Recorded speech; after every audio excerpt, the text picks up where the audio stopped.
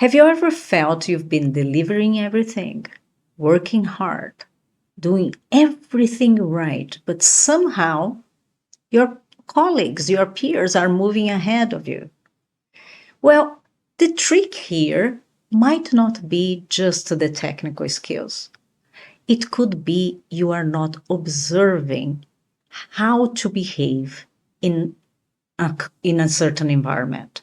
So, in part two of corporate etiquette, we are going to talk about some unwritten rules you could follow and maybe help you move ahead in your career.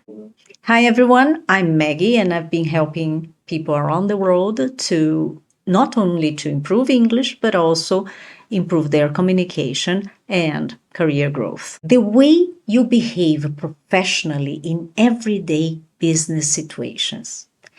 It could be something very subtle, like the way you disagree with people.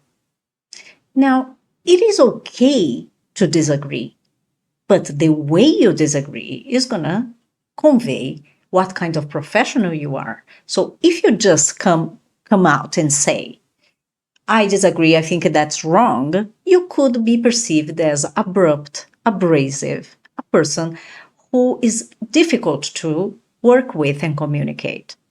Instead, you should say something different, like, well, I see your point, but I have a different opinion, for example. I understand what you mean, but I have a different perspective. Simple changes in your sentence could change completely the way your clients, your leaders, your stakeholders perceive you and help you navigate corporate better. So that's number one. Disagree politely. Okay. Now, how to follow up without sounding pushy. You don't want to say, have you done that? Have you done that? I asked you that. Well, the deadline was that. That sounds too authoritarian, too pushy. So why not say something different? Say, oh, I was wondering if you had finished that report I asked. We are running out of time. Something softer. Now, I know some of you might think, oh, in the fast-paced business, sometimes saying that could be too much. No, it isn't. Everybody today is looking for someone who understands how to communicate well with everyone you have to work with. The more competitive the world becomes, the more you have to work with communication. And it's that communication that is going to call attention and make you stand out from the crowd and maybe be the person who is going to be called for the next promotion.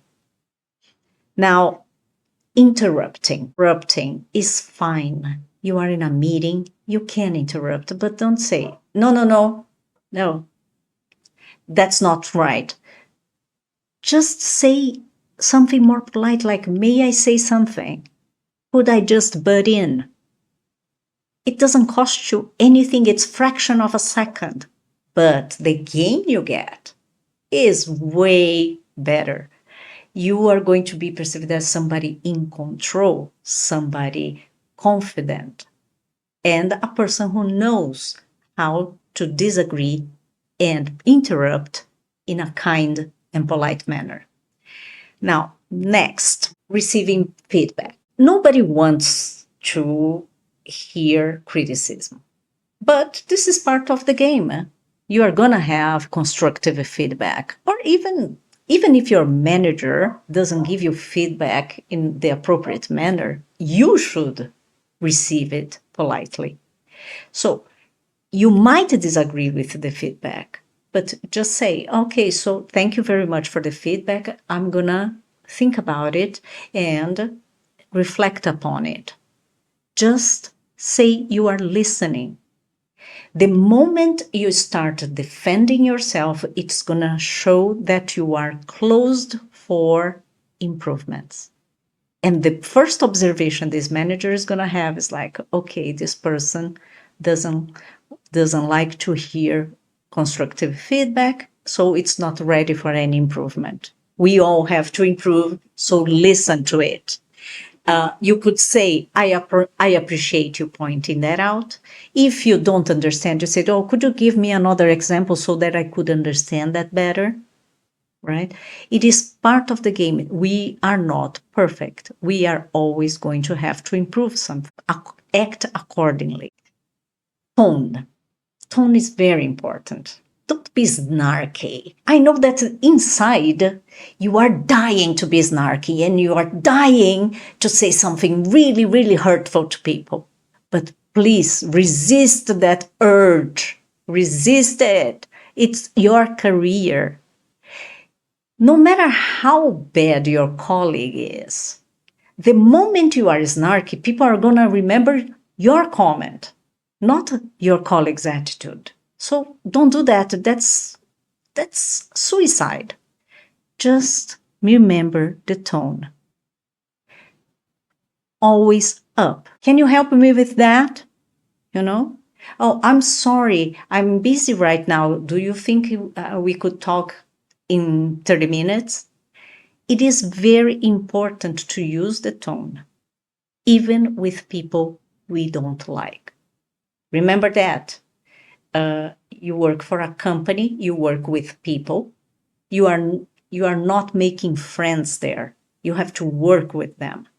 So it doesn't matter whether they don't like pets and you like pets. It doesn't matter. You maintain your professional tone, and this is etiquette more than anything else. So people have different perspectives. Disagree politely.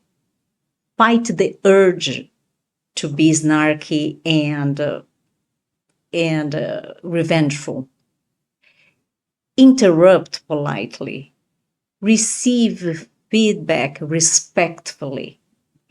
That way, you are going to be inserted in the corporate in a way that people are going to recognize your soft skills, and maybe that's just what you needed to get your next promotion.